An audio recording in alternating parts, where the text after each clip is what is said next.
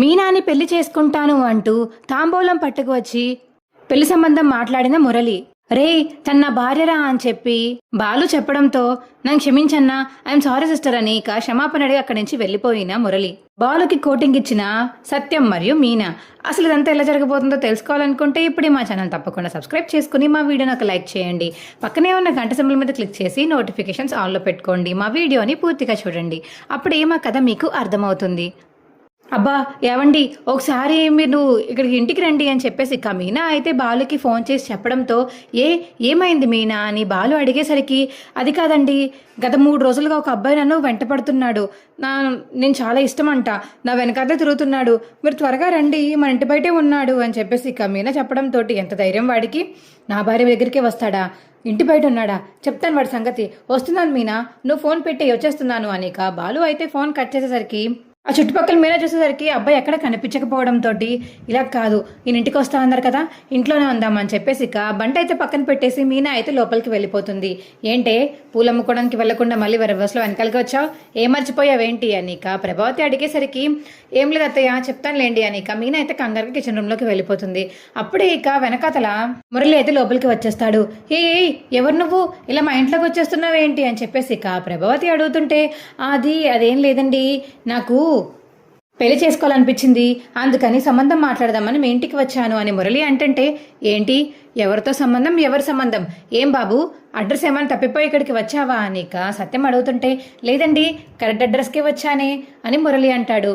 ఏంటి కరెక్ట్ అడ్రస్కి వచ్చావా, మా ఇంట్లో పెళ్లి చేసుకోవాల్సిన అమ్మాయిలు ఎవరు లేరే అని చెప్పేసి ఇక సత్యం అంటుంటే, ఇంకో పక్క బాలు అయితే ఏంట్రా అంత కంగారుగా వెళ్తున్నావని రాజేష్ అడుగుతుంటే, ఇంకేం చెప్పమంటావురా, నువ్వు మొన్న అన్నావు కదా నీ నోటితోటి మా ఇద్దరి మధ్య గొడవలు లేవని, ఇప్పుడు మా ఇద్దరి మధ్య గొడవే కాదు, ఒక మనిషి నిలబడ్డాడు, ఏంట్రా నువ్వు మాట్లాడేది. అవునరా, ఇప్పుడు మీనా వెనకాతలు ఎవడో పడుతున్నాడంట, 3 రోజుల నుంచి పడుతున్నాడంట, ఇవాళ తనంటే ఇష్టమని చెప్పాడంట, ఇంకా ఏం చేస్తాడో ఏంటో భయం వేస్తుంది, నా భార్యను ఎత్తుకుపోతాడో ఏంటో అని చెప్పేసి ఇక బాలు అంటుంటే, రే మీనా మీద నమ్మకం లేదా, మీనా అంటే నాకు 1000% 2000% ఉందిరా నమ్మకం, కానీ వాడు ఎలాంటి వాడో తెలియకుండా నేను ఇప్పుడు మీనా మీద నమ్మకం పెట్టుకున్నా, వాడు మంచోడు కాకుండా నా మీనాని ఎత్తుకుపోతేనో, అప్పుడు నా మీనాని ఏమైనా టార్చర్ పెడితేనో కష్టం కదా, ఉండు నేను వెళ్ళాలి అని ఇక బాలు అంటుంటే, రే వాళ్ళు టార్చర్ పెట్టే రకమా అయితే 3 రోజుల నుంచి ఎందుకు వెంటపడి రాజు ఇష్టమని చెప్తాడు, అతనంత మంచోడే అనుకుంటా, నువ్వు వెళ్ళి మాట్లాడు, నాకు తెలిసి మీనాకి పెళ్ళి అవ్వలేదని చెప్పేసి అనుకుంటున్నాడేమో, అందుకని మీనా వెనకతలు పడుతున్నాడేమో, కొంతమందికి తాళి బొట్టు ఉన్నా కొంతమందికి అవి ఉంటేనే పెళ్ళైనట్టు అని తెలియదు కదా, వెళ్ళి ముందు సర్ది చెప్పు, మీనాని కూడా ధైర్యంగా ఉండమని చెప్పు, వెళ్ళి ఇంటికి వెళ్ళి ఫాస్ట్గా వెళ్ళు అని రాజేష్ చెప్పడంతో, సరేరా అయితే నేను వెళ్తున్నాను అని ఇక బాలు అయితే అక్కడి నుంచి బయలుదేరిపోతాడు. ఇంకో పక్క, ఏంటయ్యా మా ఇంట్లో సంబంధం లేని వాళ్ళు ఎవరు లేరు, పెళ్ళి అవ్వాలని ఎవరు లేరు అని చెప్పేసి ఇక సత్యం అంటుంటే, అయ్యో ఉన్నారు కదండి, అదిగో అంత అందంగా నా కళ్ళ ముందు ఎదురుగుండా నించున్నారు, లేరంటారేంటి, కొంత బొమ్మ లాంటి అమ్మాయిని పెట్టుకుని లేదు అంటారేంటి, అందుకేనా మీరు పెళ్లి చేయలేదు, తను చాలా మంచిది, చాలా సంస్కారంగా ఉంటుంది, తనంటే నాకు చాలా ఇష్టం అని చెప్పేసి ఇక మురళి అంటుంటే, అబ్బా ఏంటి ఆపుతావా, ఇంక నోరు మూస్తావా నువ్వు అని ఇక మీనా అంటుంది. అయ్యో లక్కీ ఏంటికలా అంటున్నావు అని చెప్పేసి ఇక మురళి అంటుంటే, అంటే లక్కీయా అని చెప్పేసి ఇక ప్రభావతి, సత్యం మరియు శృతి అయితే అలా ఉండిపోతారు. ఏంటి లక్కీ అంటున్నారేంటి, ఏమైంది మీనా, ఎవరితను అని చెప్పేసి ఇక శృతి అడిగేసరికి అప్పుడే బాలు ఇంటికి వస్తాడు. అన్నా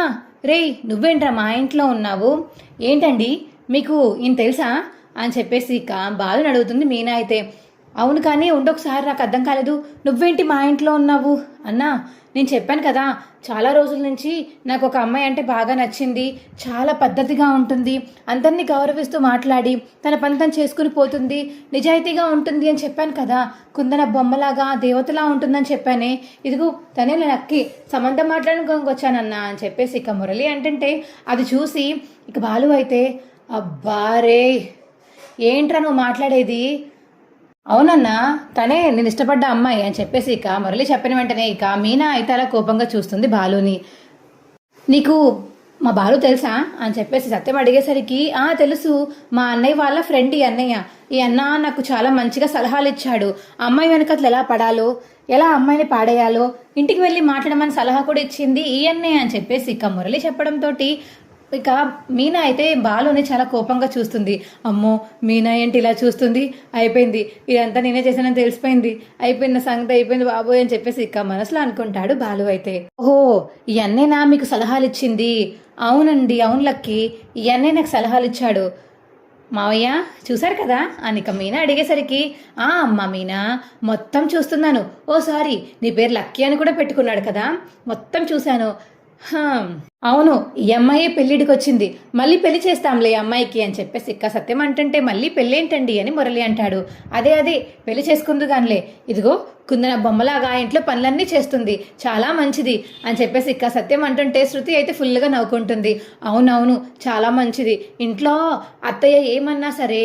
ఆవిడ్ని ఏమీ అనకుండా తన పని తను చేసుకుని పోతుంది అని చెప్పేసి ఇక శృతి అయితే నవ్వుతూ వెటకరంగా మాట్లాడుతుంటే, అబ్బా మీరందరూ ఆపండి, వాడు కొంచెంసేపు ఉంటే ఇక నిజం అనేసుకుంటాడు, తను నిజంగానే పెళ్లి కాలేదనుకుని మనసులో ఫిక్స్ అయిపోతాడు, మీరు కొంచెం అలాంటి మాటలన్నీ ఆపుతారా అని చెప్పేసి ఇక బాలు అనేసరికి, ఏంటన్నా ఎందుకు వాళ్ళని మాట్లాడకుండా ఆపేస్తున్నావు, నాకు ఇంకా తెలియాలి, ఆవిడ గురించి తెలుసుకోవాలి, చాలా ఉన్నాయి, ఆవిడతో ఇప్పుడు నేను జీవితం పంచుకుంటాను కదా, ఎందుకన్నా అలా ఆపేస్తున్నావు, ఇప్పటిదాకా ఐడియా ఇచ్చిన నువ్వే ఎందుకని సడన్గా ఆపేస్తున్నావు అని ఇక మురళి అంటుంటే, రే తన నా భార్యరా, మీనారా, నేను బాలునరా, నా భార్యరా తను అని చెప్పేసి ఇక బాలు చెప్పడంతో, ఏంటన్నా ఏం మాట్లాడుతున్నావు నువ్వు, అవునరా తన నా భార్య, అదేంటంటావేంట్రా, నువ్వే కదన్నా సలహాలు ఇచ్చింది, అవునరా సలహాలు ఇచ్చానే కానీ నువ్వే అమ్మాయిని ప్రేమిస్తున్నావో నాకేం తెలుసు, నీకు ఆ మాత్రం కళ్ళు కనిపించడం లేదా, తల మీద బొట్టుంది, మెల్ల చైన్ ఉంది, కాళ్ళకి మట్టీలున్నాయి, ఇక నీకేం తెలియాలరా, పెళ్ళైన వాళ్ళు అంతకుమించి ఇంకేం పెట్టుకోవాలి అని చెప్పేసి ఇక బాలు అనేసరికి తలకి బొట్టు మెల్ల చైన్ అవన్నీ చూస్తాడు ఇక మురళి అయితే. సారీ అన్న, ఇవేమీ గమనించలేదు నేను, ఆ అమ్మాయి బాగుంది, పద్ధతిగా ఉంది, పూలు మంచిగా వ్యాపారం చేసుకుంటుంది, ఎవరి జోలికి వెళ్ళట్లేదని మాత్రమే చూశాను, నాకు చాలా బాగా నచ్చిందన్న, అందుకని సంబంధం మాట్లాడడానికి వచ్చాను, సారీ అన్న, సారీ సిస్టర్ అని చెప్పేసి ఇక మురళి అంటుంటే ఇక పక్క నుంచి శృతి మరి రవి అయితే ఫుల్గా నవ్వుకుంటారు. రే పార్లరమ్మా, నవ్వడమ్మా ఆపే, నువ్వు నవ్వు ఆపే అని చెప్పేసి ఇక బాలు అంటుంటే, నవ్వకుండా ఎలా ఉంటామంటావు బాలు, నీ భార్యని ఎలా పాడేయాలో నువ్వే తెలియకుండా పాపం తనకి సలహా ఇచ్చావా, వెరీ ఫన్నీ, తను చూడు ప్లేట్ పట్టుకుని ఇంటికి కూడా వచ్చేసాడు నీ సలహా వినేసి, అసలు ఆ అమ్మాయికి ఇష్టం ఉందో లేదో, ఆ అమ్మాయికి భర్త ఉండో లేదో కూడా కనుక్కోలేదు, ఇలానే ఉంటాయా నీ సలహాలు బాలు అని చెప్పేసి ఇక శృతి అయితే నవ్వుతుంటే, నాన్న డబ్బుడమ్మ చూడన్నా, అంతేరా, నిన్ను ఇలా కాదు, ముందు ఆ అబ్బాయిని ఇక్కడి నుంచి పంపించు, నీ పని చెప్తాను కదా నేను అనిక సత్యం అయితే నవ్వుతూ అంటాడు. ఏవండి, పంపించేయండి, ఆ అబ్బాయిని పంపించాక మనం కూర్చుని మాట్లాడుకుందాం, సరేనా, మీరు అసలు లవ్ ఎలా చేయాలో, ఎలా ప్రేమించి పెళ్లి చేసుకోవాలో అవన్నీ ట్రైనింగ్స్ ఇస్తూ ఉంటున్నారు కదా, నాకు కూడా కొంచెం ట్రైనింగ్ ఇవ్వండి, ఎలా ప్రేమించాలో నేను కూడా నేర్చుకుంటాను అనిక మీనా అంటుంది. అబ్బాయి అందరూ నాకు రౌండ్ వేసుకుంటున్నారు కదా, సరేరా వెళ్ళు, ఈసారి నుంచి ఇంకొకసారి మా ఇంటికి రాకు, అర్థమైందా, వెళ్ళు, తనకు ఆల్రెడీ పెళ్ళి అయిపోయింది, తన మొగుడు నేనే గుర్తుపెట్టుకున్న ముఖం అని చెప్పేసి ఇక బాలు అనేసరికి, అయ్యయ్యో క్షమించన్నా, sorry sister, I'm very sorry, ఇంకొకసారి అలాంటి పొరపాటు ఎప్పుడు చేయను, ఆ అమ్మాయికి పెళ్ళి అయిందో లేదో కనుక్కుని ప్రేమిస్తాను, సరేనా అని చెప్పేసి ఇక అక్కడి నుంచి అయితే వెళ్ళిపోతాడు మురళి. ఏవండి ఒకసారిలా రండి అని మీనా పిలిచేసరికి, మావయ్య అందుకోండి మావయ్య అని మీనా అంటుంది. ఏరా అని చెప్పేసి ఇక చవ పట్టుకుని, ఏరా ఎలా ఉందిరా నీకు, అసలు ఆ ప్రేమ సలహాలు ఇస్తావరా నువ్వు, ముందు ఆ పిల్లోడికి పెళ్ళైందో లేదో తెలుసుకోవాలి కదా, ఆ పాపకి పెళ్ళైందో లేదో తెలుసుకోకుండా వాడు ఎలా ప్రేమించేస్తాడరా, ఆ సలహా ముందు ఇచ్చే ముందు ఇది చెప్పడం తెలీదా నీకు అని ఇక సత్యం అంటుంటే, నాకేం తెలుసు నాన్న, వాడు పోయి వెళ్ళి మీనానే ప్రేమిస్తాడని, అలా కాదు, పోనీ మీనా కాకపోయినా ఆ ప్లేస్లో ఎవరన్నా పెళ్ళైన అమ్మాయి ఉంటే వాళ్ళైనా ప్రేమిస్తాడు నాన్న వీడు, అబ్బా నాకు టార్చర్ చూపించడానికి ఇప్పుడు మీరు టార్చర్ చూపిస్తున్నారా, ఒకేసారి షాక్ అయిపోయాను నేను, వీడి మన ఇంట్లో ఉండడం ఏంటి, మీనాన్ని ప్రేమించడం ఏంటి అని ఒక్కసారిగా షాక్ అయిపోయాను, ఆ షాక్ నుంచి తేరుకుంటున్నాను, అనగా మళ్ళీ మీరేంటి నాన్న ఇలా భయపెడుతున్నారు, నన్ను వదిలేంటి నాన్న అని ఇక బాలు అంటుంటే, మావయ్య మీరు వదిలేండి మావయ్య, నేను తగులుకుంటాను, ఏంటండి ఏదో అంటున్నారు ఏంటి అని ఇక మీనా అంటుంటే, ఏంటి నా వెనకాల తిరగమని మీరే సలహా ఇచ్చారా, ఇంటికి ఇలాగా పూలు పళ్ళు పట్టుకుని వెళ్ళమని మీరే చెప్పారా అని మీనా అడుగుతుంటే, అబ్బా మీనా అలా కాదు మీనా, నేను అదంతా కావాలని చేయలేదు మీనా, అది నువ్వు కాదని అనుకున్నాను, వాడు నిజంగానే అమ్మాయిని ప్రేమిస్తున్నాడు, చాలా సిన్సియర్గా ప్రేమిస్తున్నాడు అని నా దగ్గరికి వచ్చి మరీ చెప్పాడు, అందుకని పాపం వాడిని ఎందుకు అలా వదిలేయడం అని ఏదో 2 ముక్కలు చెప్పాను అంతే, వాడు ఇలా చెదరేగిపోతాడని నాకేం తెలుసు మీనా, ప్లీజ్ మీనా ఏమనకు మీనా నన్ను, ప్లీజ్ మీనా అని వాళ్ళు అంటుంటే, ఏంటి అంత భయపడిపోతున్నారు,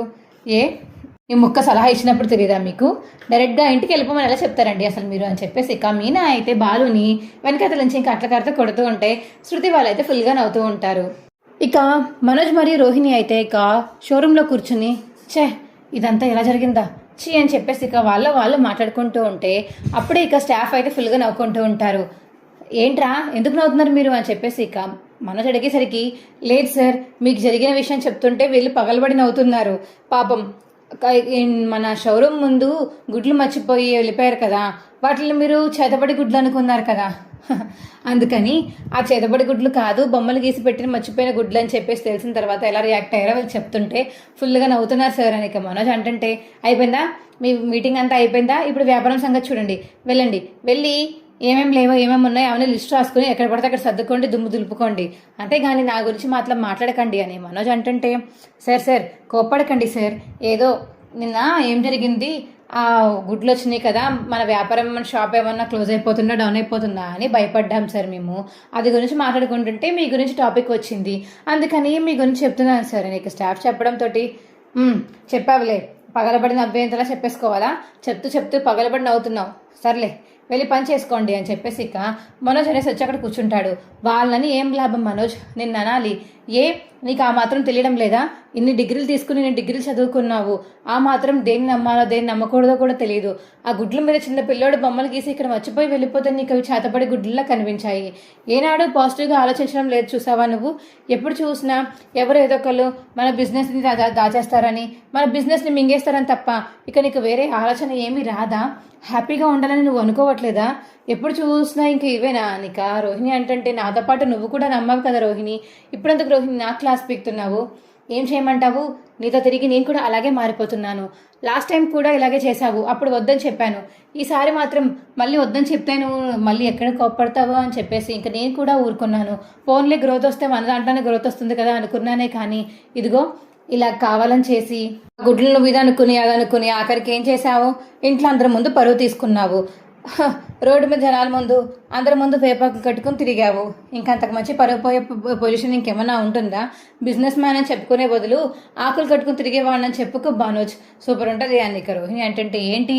రోహిణి నువ్వు కూడా బాలుగాడులాగే వెటకారిస్తున్నావా నన్ను, మరి ఇంకేం చేయమంటావు మనోజ్, నువ్వు చేసిన పని ఏమన్నా బాగుందా, వద్దు అని చెప్తున్నావు మన మాట వినలేదు, సరే వెళ్ళావు నేను కూడా వచ్చాను,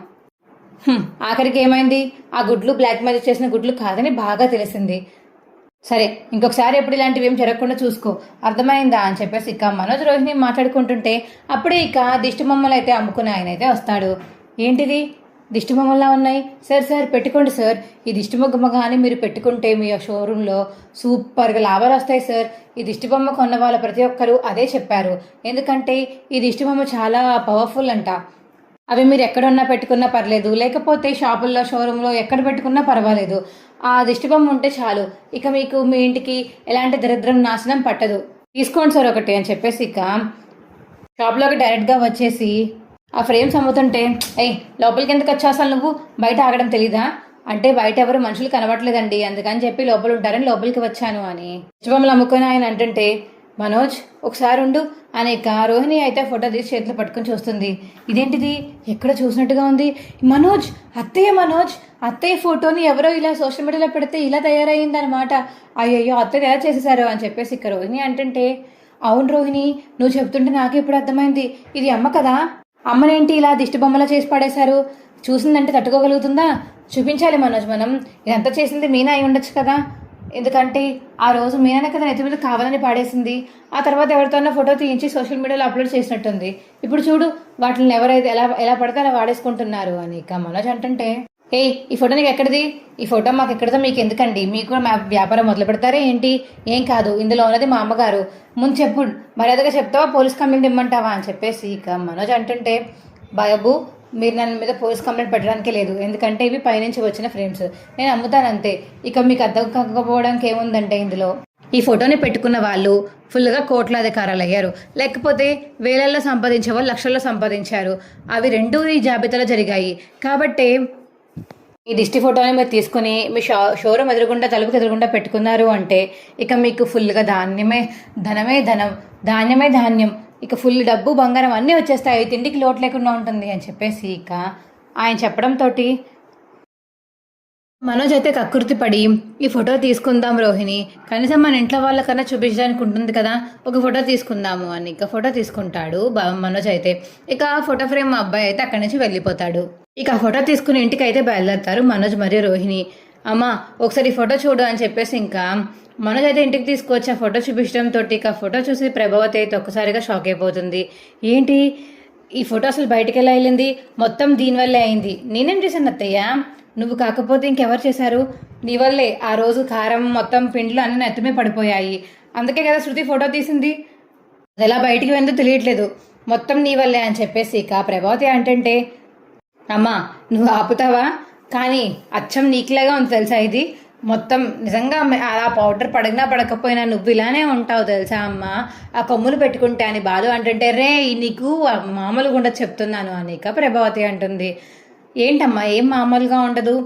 నువ్వు బాగున్నావు కదా, బోల్డ్ ఫ్రేములు అమ్మాడంట, 500 ఫ్రేములు పైగా అమ్మాడంటమ్మా అని ఇక మనోజ్ అంటే అయ్యి బాబోయ్ 500 వాళ్ళ ఇంట్లో ఇప్పుడు మా అమ్మ ఫోటో ఉందా, మా అమ్మ మంచిగా ఫేమస్ అయిపోయింది అని ఇక బాలు అంటే అబ్బా అక్కుపక్షి నీ మాటలు ఆపరా బాబు తట్టుకోలేకపోతున్నాను అని ప్రభావతి అంటుంది. అయ్యో ఇంత తట్టుకోకపోవడానికి ఏముందమ్మా, తప్పేముంది చెప్పు, దిష్టి బొమ్మను పెట్టుకుంటారు, ఆ దిష్టి బొమ్మ దిష్టి తగలకుండా ఆపేస్తే డబ్బులు వస్తాయి, అది నమ్మే ఇంకా నువ్వు ఫేమస్ అయిపోయావమ్మా, అలాగనే వ్యాపారం చెయ్యమ్మా అని చెప్పేసి ఇక బాలు అంటే రే అసలు ఈ ఫోటో చూసుకోలేకపోతున్నాను ఛే అని చెప్పేసి ఇక బయటకైతే విసిరేస్తుంది ప్రభావతి. అప్పుడే సత్యం ఇంటికి వస్తాడు. ఏంటి ఫోటో ఫ్రేమ్ విసిరేసారు, ఏంటిది ఇలా ఉంది, ఎవరి దిష్టి బొమ్మ మీద ఎవరు తీసుకొచ్చారు అని చెప్పేసి ఇక సత్యం అంటే నాన్న ఆ ఫోటో ఫ్రేమ్ని ఒకసారి సరిగ్గా చూడు అని చెప్పేసి ఇక బాలు చెప్పడంతో సత్యం అయితే ఇక ఫోటోని ప్రభావతిని ఇక పక్కన పెట్టి అలా చూస్తూ ఉంటాడు. రే మీ అమ్మరా ఇది అని చెప్పేసి ఇక సత్యం నవ్వుతుంటే ప్రభావతి మాత్రం కోపంగా చూస్తుంది.